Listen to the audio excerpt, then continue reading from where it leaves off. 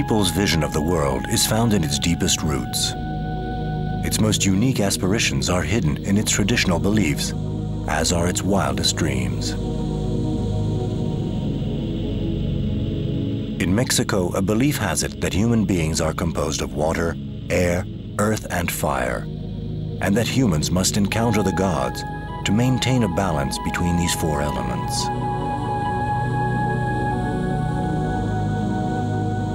For more than 1,000 years, the past has not been forgotten. Traditions are passed on from generation to generation to fly, so as to create a link between the sun and mankind. So humans have taken to changing into birds to intercede with the gods, so that the gods give them life.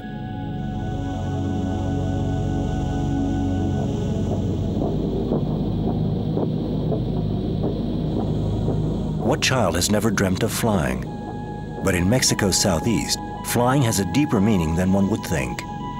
For we are in a region whose culture antedates the arrival of the Spaniards.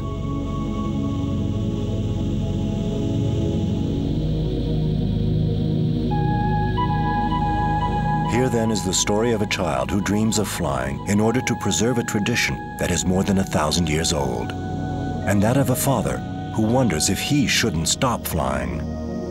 For the past 11 years, Rufino has perpetuated the rite of the Voladores, and each time he risks his life to help his people.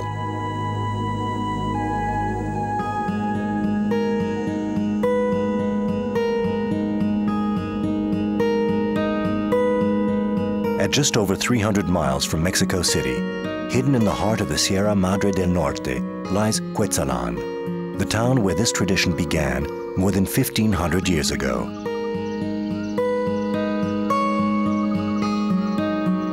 Cuetzalan, a remote town at the foot of its mountains, Cuetzalan is accessible only by a tortuous road, as if it wanted to stay remote. Clinging to the side of a hill, Cuetzalan has a wealth of inhabitants, Indians for the most part. The town owes its name to the mythical bird Quetzal, whose feathers decorated the headdresses of the Aztecs. It's a peaceful place from almost one end of the year to the other. The town seems to have been built around two churches, and it conceals the daily reality of its inhabitants. Here, the hearts of the Quetzaltecs beat to the rhythm of their ancestors. They try to erase the Spanish influence and restore pride and dignity to their people.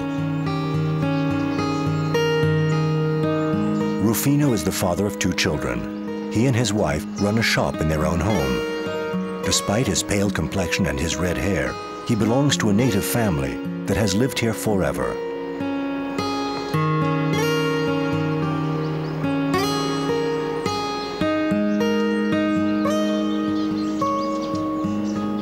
We have very different activities in our group. Some of us are shopkeepers, others farmers and cattlemen. Others still are piece workers or lumberjacks. But we all have the same passion for this dance.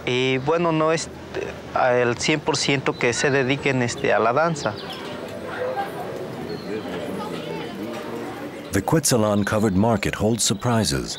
The names of certain products, tomato, avicatl, cacahuetl, are words from the local language, nuatl. They are the names of fruit we owe to pre-Columbian farmers.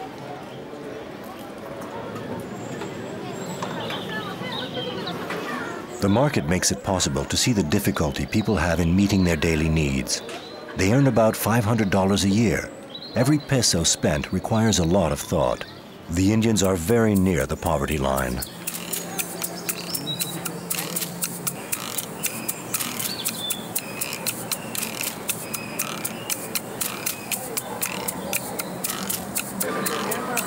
Rufino is a personality in town. People say hello and slip in a good word, and sometimes even ask his advice. He has won their respect.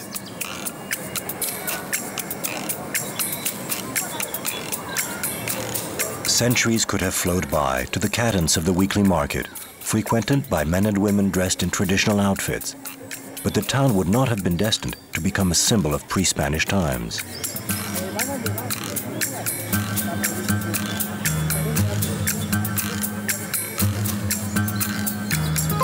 The The unusual scenes that catch the eye would not have been enough to make the town a focal point of tradition in today's Mexico.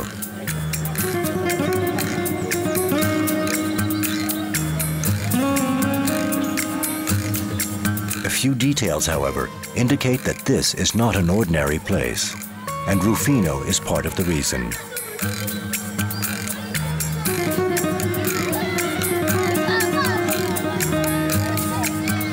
When Rufino walks across the square in front of the church, it is not unusual for the children, even his own son, to take him by the hand and ask him to help them clamber up an enormous trunk and to teach them how to fly.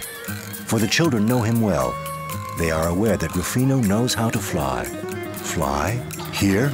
It's true. And it happens on the church square, on important feast days.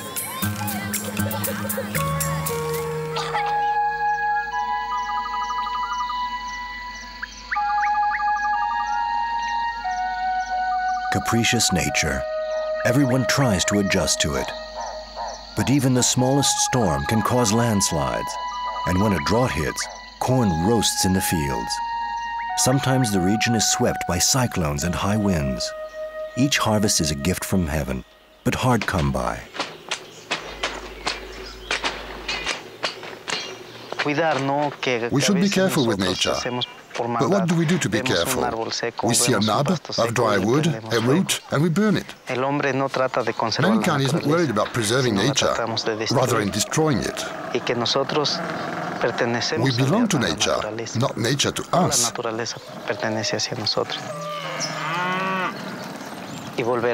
We should replant, but that's a lie. Mankind doesn't do it, but it's our responsibility.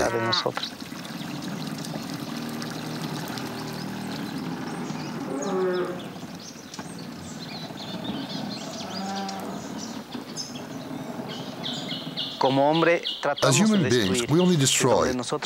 We should be protecting. Of the four gods we possess, we have to preserve all four. The god of water. If there weren't a god of water, everything here would be dry. There would be no plants. If we couldn't count on our Mother Earth, we wouldn't be able to raise corn. If there were no god of wind, plants wouldn't grow and develop as they do now.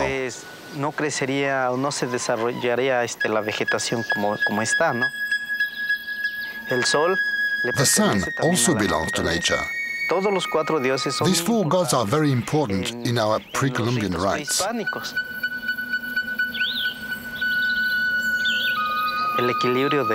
Our balance depends on it, as does all of nature's balance.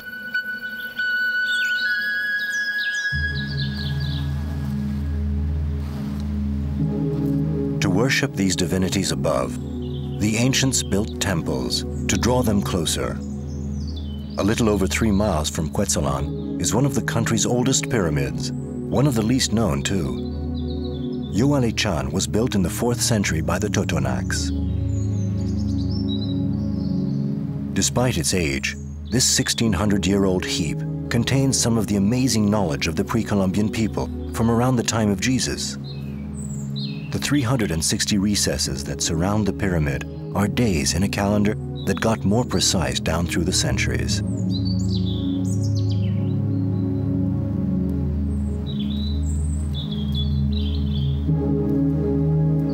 The slope of the stairs were inclinations for observing the stars.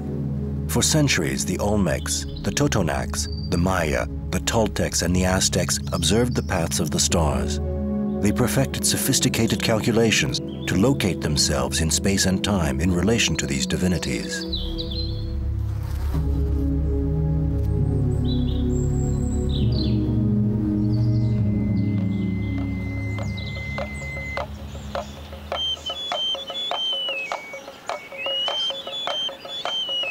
The fear of natural forces always existed in the minds of the pre-Columbian peoples.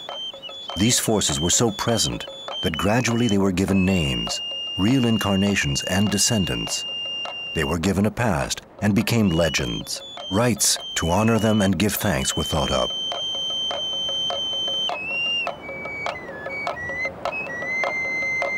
priesthood was instituted to intercede with these divinities. That way, they became more accessible. In a way, they resembled the humans who invented them in their image.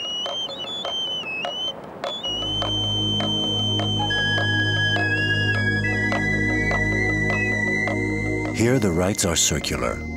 Turned towards the sun, or taking inspiration from its shape, the rites develop in curves, the meaning of which must be understood.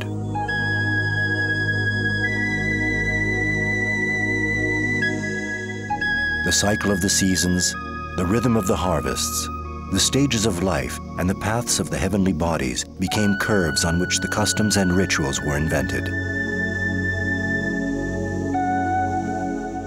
To reach these gods and ask them for long life and to serve as intermediaries, men put on headdresses shaped like the sun. Others turned into birds and flew towards mankind to maintain the balance. Rufino sometimes turns into a bird.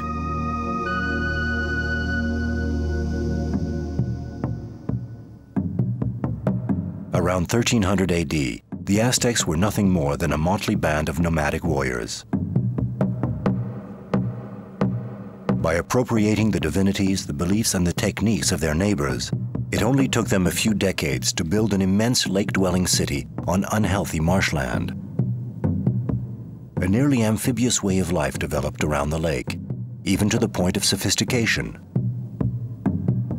The capital, Tenochtitlan, grew quickly.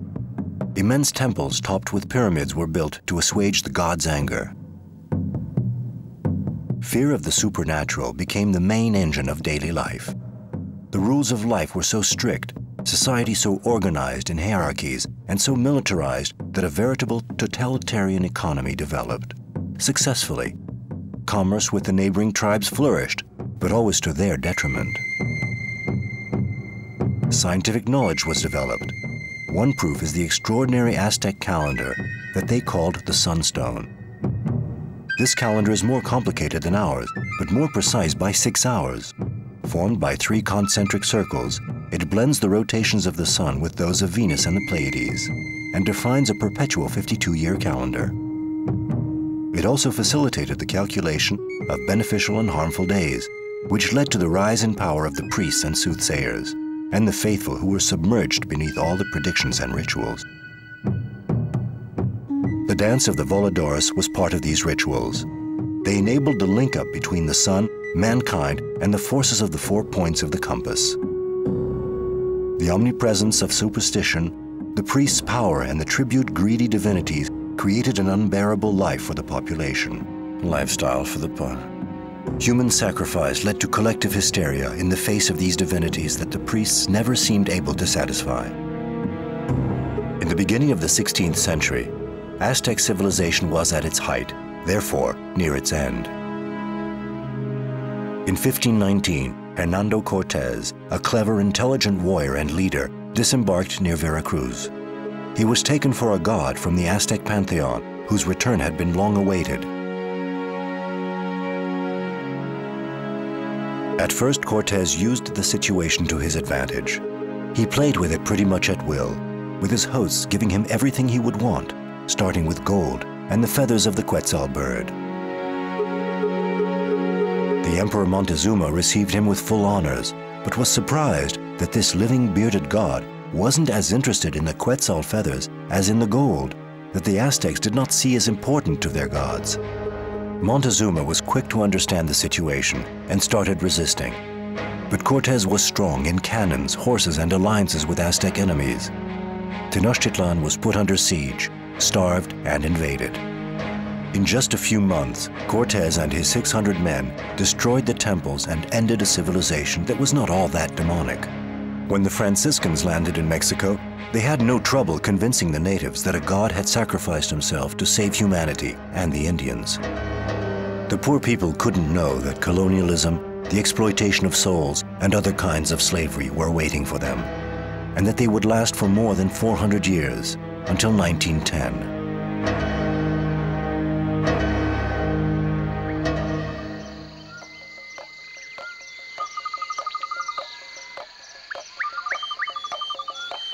With the new moon in September, comes the time when the men of Cuetzalan dress in yellow, blue, red, and white to set out in search of he who awaits them. They say it is time to fetch the tree. But we are not sure of the one we have to find. We are not the one that do the choosing. It's more like the tree elects itself. As we walk, we are looking for a song of a bird. In the old days, it was the Quetzal bird. Today is different. It's the sound of a hummingbird or another bird that starts a song that we think is a request to the gods for us to choose the tree that has elected itself.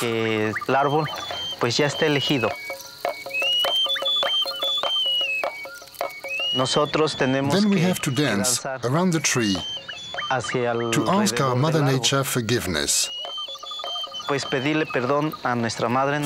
pulling a child from her womb, a child that she has raised for so many years.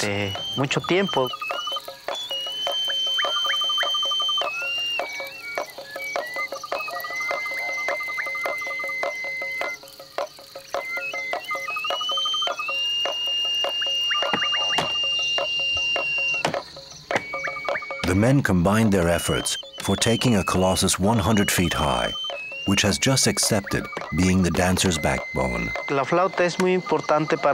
flute is very important for us because it's a communication with our gods. In playing the flute and the drum, we are calling on the four gods of nature: God of earth, God of wind, God of water, and the sun.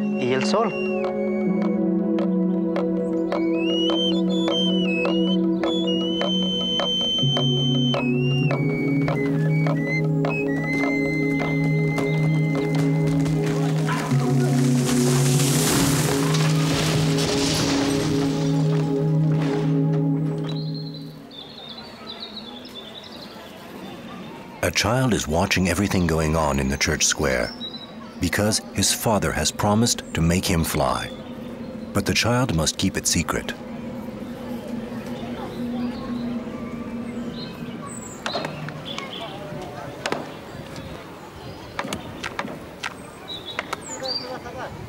Without ceremony, the village men say farewell to the tree that was at the heart of the ceremony last year. It is time for it to be replaced by another, who, they say in Cuetzalan, has accepted to share its life with mankind.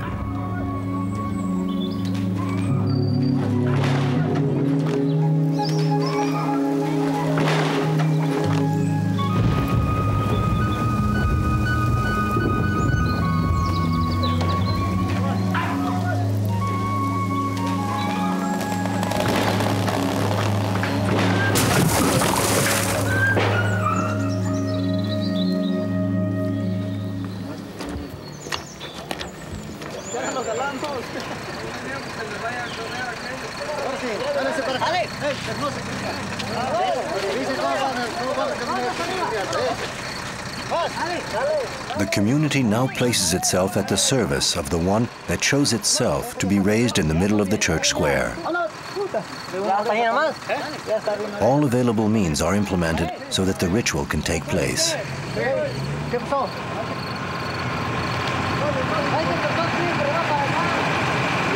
During its passage, the tree is regaled with flute and drum, which also reward the men for their efforts in giving the tree a home worthy of it.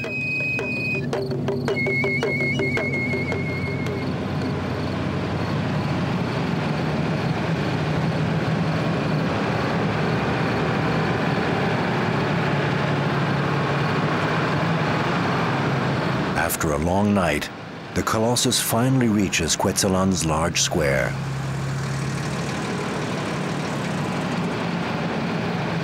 Tomorrow, it must be erected in its new setting. So starting from this instant, the tree has become El Palo, the pole.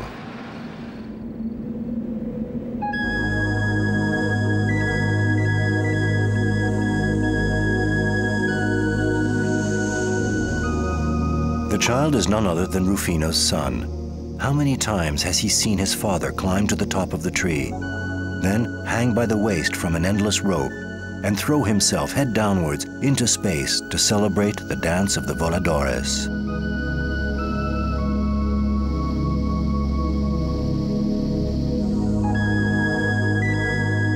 But the child can't admit he wants to, because in his family, there are a lot of people who won't agree.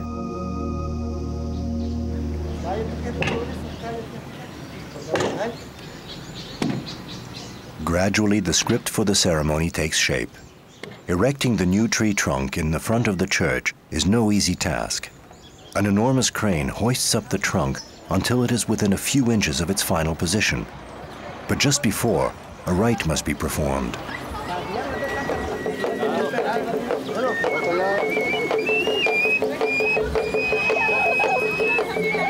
Black turkey is the food of the gods of the underworld and of the devil. Evidence of symbiosis between paganism and Christianity, all these gods must be honored together so that they don't get upset and disturb the dance ceremony.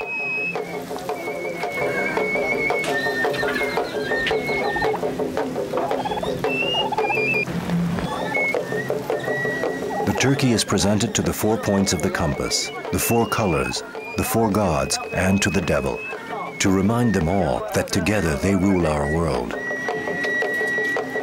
Along with alcohol and tobacco, the turkey is placed at the bottom of the hole.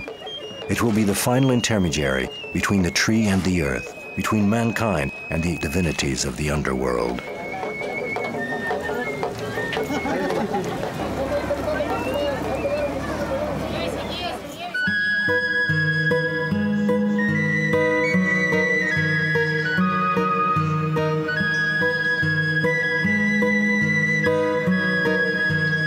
During the first week of October, Cuetzalan comes alive for the 2 days of the Feast of San Francisco. The pole is in place, ready to take on the accessories of the dance, then to welcome the men for the dance itself.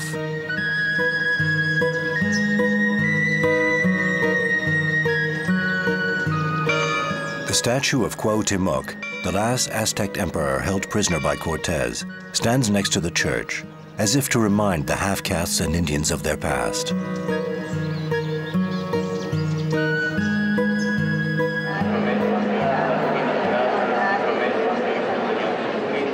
The Indian population have found in the Catholic religion hope and help in tolerating their poverty.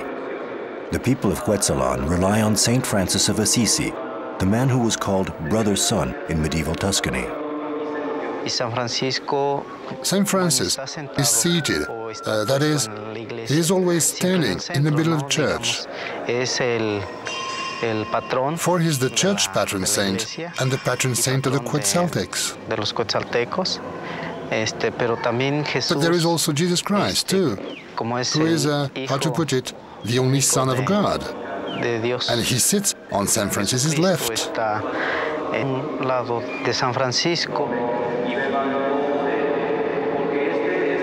They all count as one God for us, God that is the Son.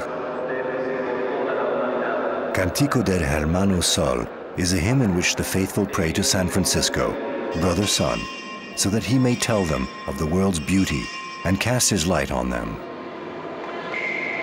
Every paragraph contains appeals to Brother Wind, Sister Earth, Sister Water, or Sister Moon. In the Indian lands, the natural elements are part of their Christian faith, on par with the Holy Trinity. The Mexican Church has always had to make important compromises to the immemorial Indian traditions that have never disappeared. Part of the heart of the Mexican Indian still beats to the rhythm of the sun and Quetzal and to the sound of the flutes and drums.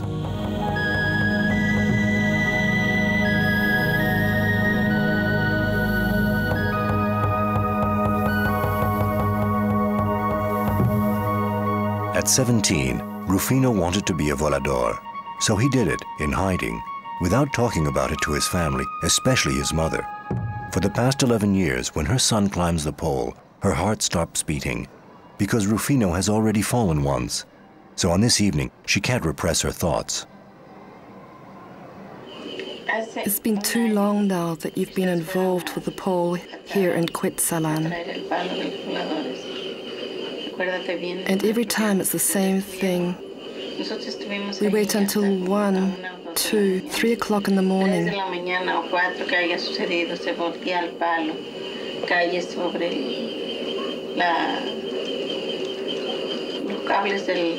We don't know where you are. We were really afraid when you had your accident. You must not continue with this dance. For you to continue this way bothers and worries me. I feel like a mother. I don't want my grandson not to have a father. We shouldn't have any more problems than we already have. That's what I wanted to say. It's not for me. It's for us. That's the truth. No more dances. Don't do it ever again. With the pole, there are feelings I can't even express. There have been times when it has given me so much.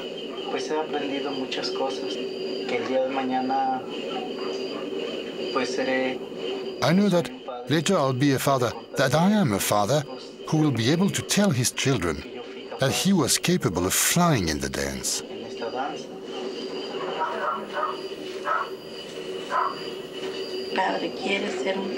Father, you want to be a father and set an example in this dance? It really upsets me. You should have got out when you had the accident with the tree.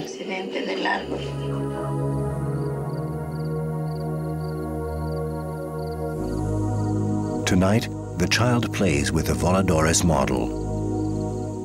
He is happy because his father has told him that the next day he would teach him how to fly.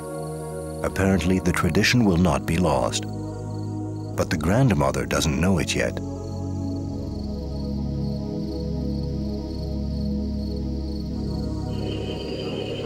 You might be handicapped, seriously handicapped. You would not be able to do anything else. What would become of you and us? An accident. An accident is impossible, and I'm thinking of the child.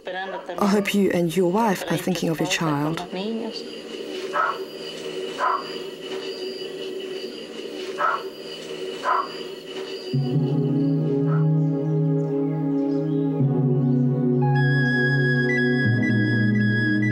The next morning, at the foot of the Yoali-chan pyramid, Rufino and his companions, dressed in traditional Voladores costumes, set up a small pole with all its trappings to teach the basics of the dance to 4 children.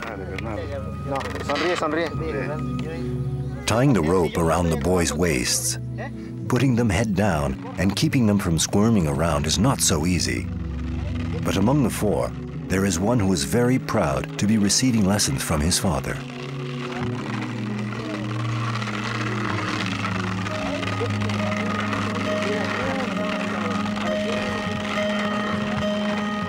Tradition has it that the Voladores dance began in the Cuetzalan region more than 15 centuries ago. In the pre-Columbian period, when something serious would occur, the priests would designate volunteers to climb to the top of a gigantic pole to get closer to the gods. The men came back down, hanging upside down by ropes to deliver the divine word to the people below. During the time of the conquistadors, the Spanish wanted to eradicate all pre-Columbian practices. So to maintain the tradition, groups of voladores turned it into a game, a show to entertain the occupiers. The rite was perpetuated in secret until it could openly regain its original meaning.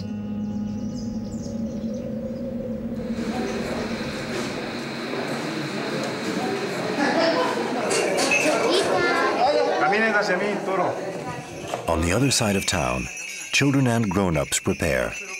Long weeks were necessary to refine their costumes. In a twinkling of the eye, a good half of the population turn into little negritos, santiagos, cuevas, toritos, or toreadores.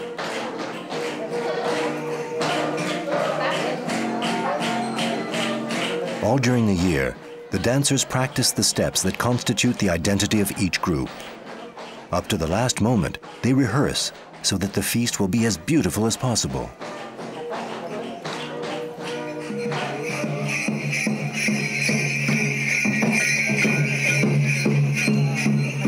Depending on the neighborhood and the kind of costume, the dancers gather to compose a parade that looks disorganized.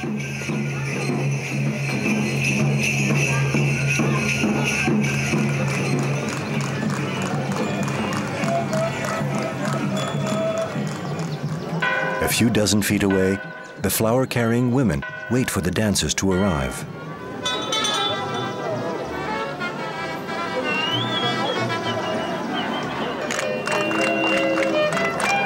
One of the most popular costumes is that of the negritos, with these eye-covering bangs.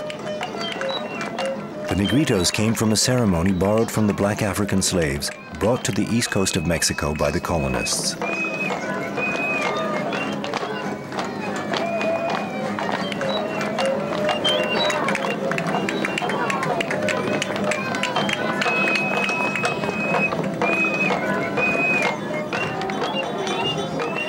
Secular and religious are bunched together in a single parade. St. Francis is there, of course, followed by St. George and his dragon. But there are also the Voladores and all the dancing groups.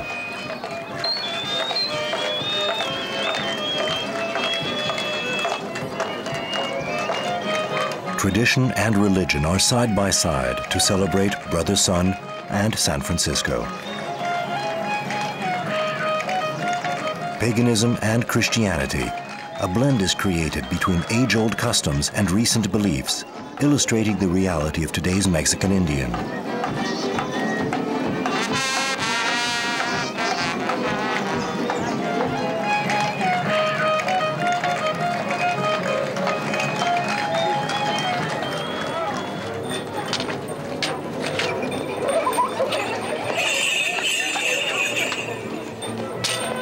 The main square is now full of people. What appears to be entertainment to amuse the Quetzaltecs is in fact reenactments of the past. Clowns entertaining young and old, but in a good-humored way, they all fight the Spanish invader.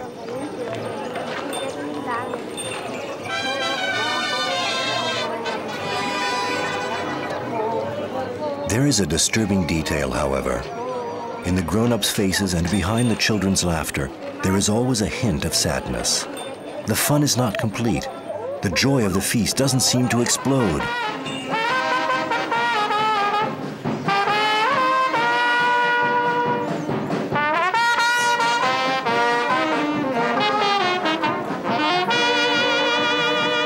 Bands relay each other to try to enliven the day. They try so hard to give the celebration the right tone.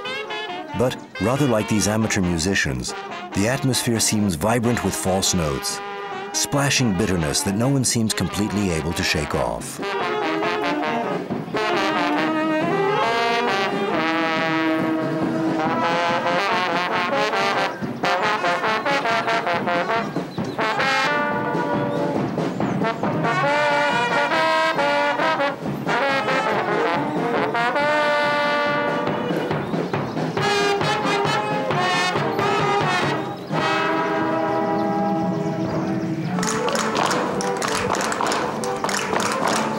The negritos have taken up their places in a chapel. All generations are there, with the youngest hesitating just a bit.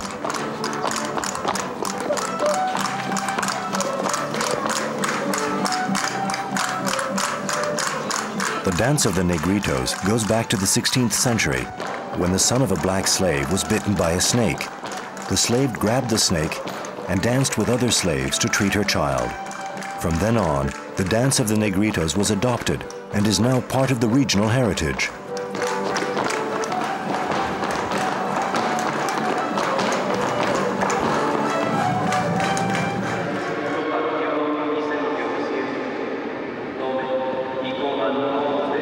Inside the church, the Catholic fervor is running deep, but behind the statue of San Francisco, like a halo to his glory, a Quetzal shines in the middle of the nave.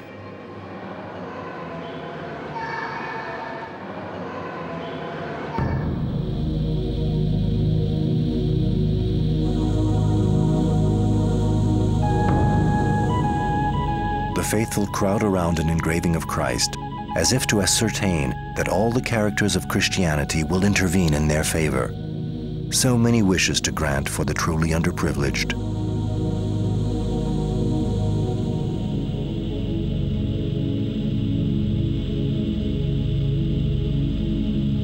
Candle in hand, Rufino has also come to ask for the patron saint's blessing.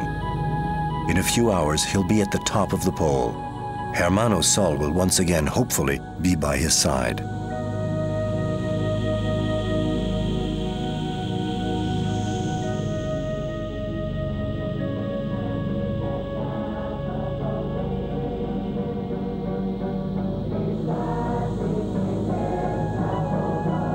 A church is not just a place of prayer in Mexico. It is also a place of conviviality, where an entire part of daily life takes place naturally.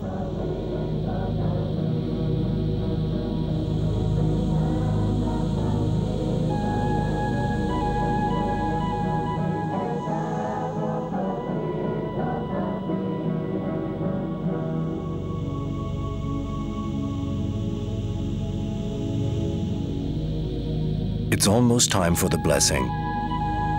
This woman is wearing the typical Quetzaltec costume, a large pleated skirt with a roomy shawl over her shoulders. What is most typical is this headdress of woolen tresses topped by white linen. It's a magnificent costume, but one that has almost been totally forgotten.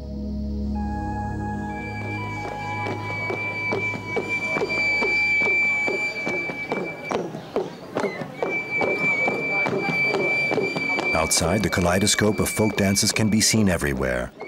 The millennial beat of the flute and drum alternates with dance steps from old Spain.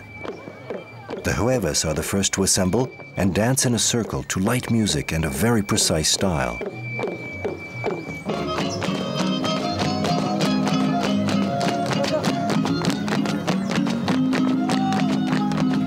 Rather like flamenco dancers, the toritos tap their feet angrily, as if they wanted still to impose the supremacy of a Spain everyone tries to forget.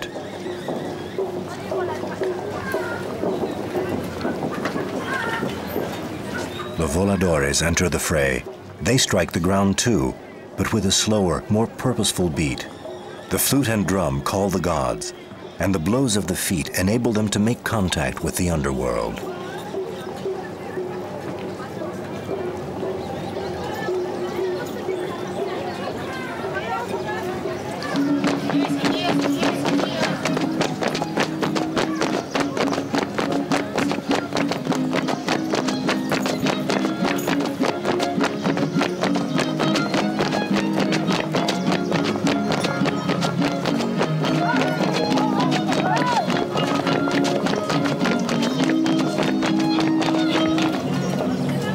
And at last, the group of the Quetzal dancers arrives, wearing headdresses with the artificial feathers of the sacred bird. The town owes its name to this animal that vanished from the planet with the last of the Aztec emperors. The whole town is proud of these sun dancers, for the name Cuetzalan means the place of the Quetzal.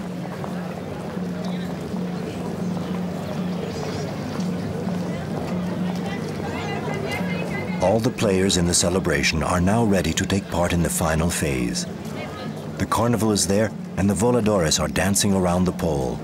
The faithful and all the rest gather around the church square.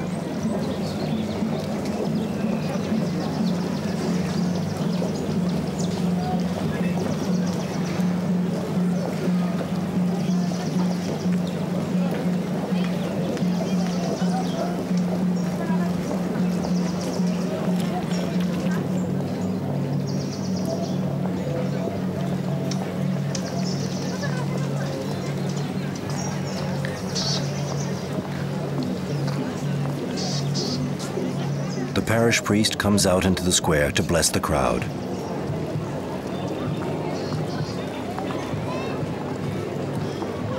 Rufino is still there, as if he wanted to attract all the help in heaven. The holy water sprinkler moves left and right, but one object very clearly is ignored: the pole. The very thing that everyone considers as the syncretic symbol is ignored in the laying on of grace. Yet it is about to become the heart of the celebration. The pole. Rungs have been hammered into it to make the climb for the dancers easier.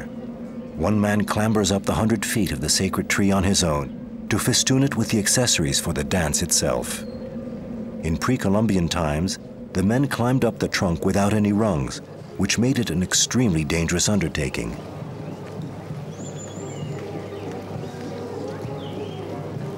At the top of the pole is a piece of sculpted wood, the tecomate. Attached to an axle, it spins upon itself and holds the weight of the dancers.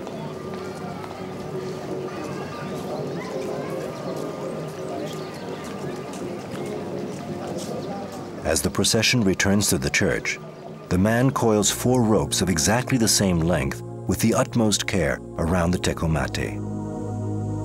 The care with which the 4 ropes are intertwined determines the dancer's safety. The smallest kink, the slightest mistake would lead to the danger of a fall.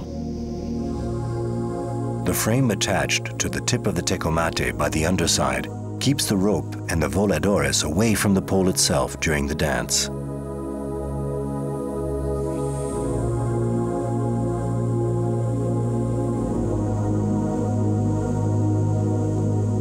The pole is now ready for the dancers.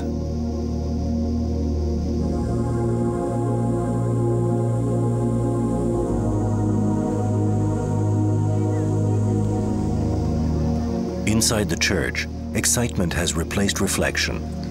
There is only one last group that hasn't yet entered the nave.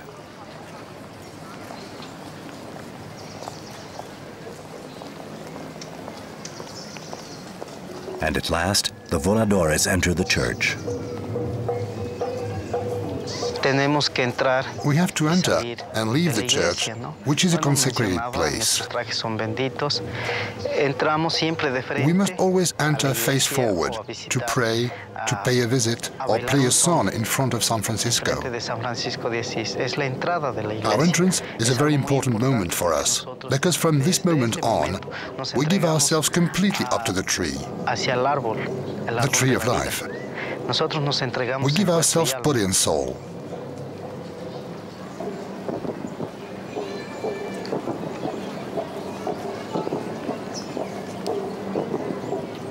In the heart of the church, the Voladores strike the floor violently. According to tradition, this is to awaken the earth spirits and the devil, so that together these gods consume the flesh of the black turkey that was put under the pole, so that the Voladores are not thrown off balance during their dizzying ritual. Dancing here, in the pre-Columbian sense, is a compromise with nature, with our 4 gods.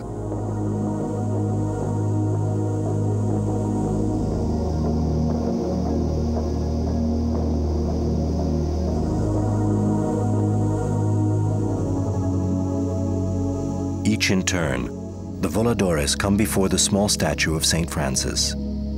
Yet again, Rufino kisses it and entrusts his life to it.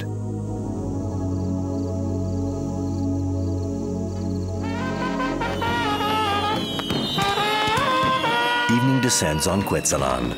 The festivities continue. Small restaurants, carnivals, dancing and firework keep everyone wide awake until late into the night.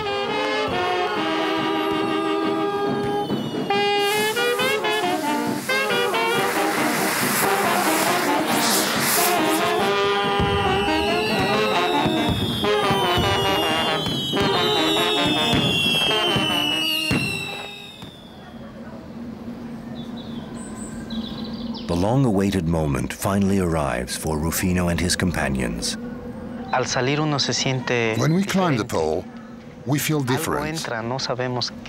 Something comes inside us. We don't know what, but something comes inside. It's a big responsibility. Well, I feel a great responsibility because the one who stands over us, the 4 sitting on the frame, we are responsible for our comrade. And more than anything else, is the corporal, the group's representative, who has the greatest responsibility. He is the one who commits himself, body and soul, to the tree of life. 100 feet up in the air, standing on top of the tree, which is barely a foot wide, the corporal of the dancers starts the prayer ritual.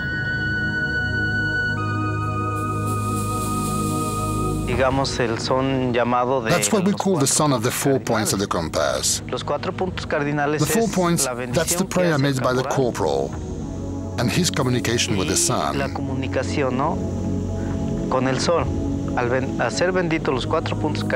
By turning to the 4 points, the dancer stands up and leans backwards, so his face is turned toward the sun.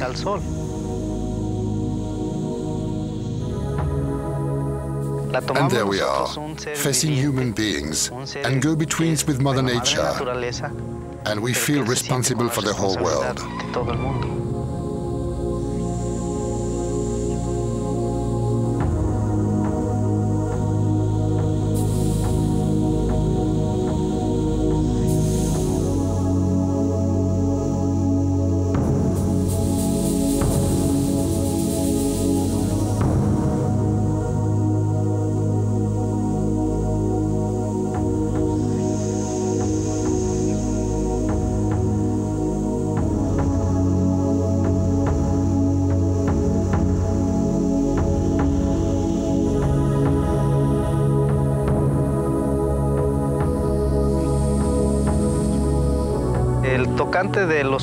The music of the 4 points is the final, most important song. They are the 4 seasons, the 4 stages in man's life, and also we are 4 Voladores. Each Volador has to go 13 times around the pole, which, multiplied by 4, makes 52, a full cycle in the Aztec calendar.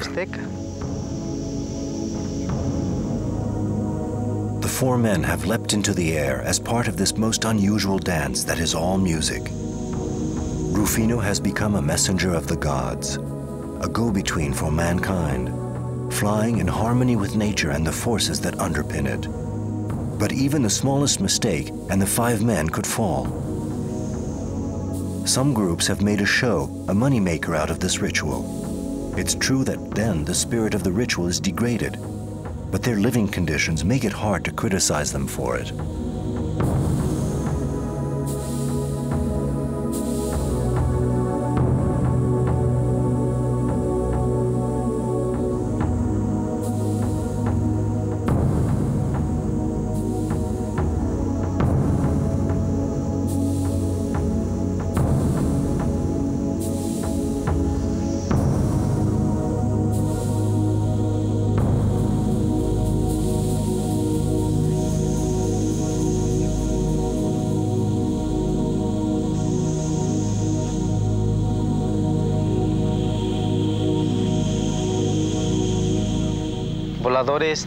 I have to retire from the Voladores, because, well, I have done it for a long time. For me, the dance of Voladores is a lot. Now, I've got a family, so I've got to devote more time to my family. And I finish with the dance. But I feel as if something were going to come out of me. Something really important. As if they were going to pull an arm or a leg from way down deep inside me.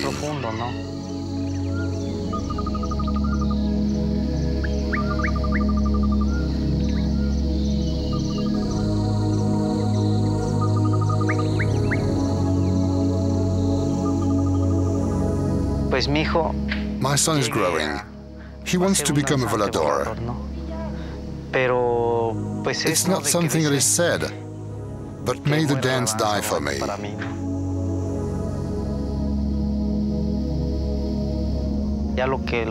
This is what I have liked doing, but I've got to ask that the dance die for me. It's right now, but it's hard.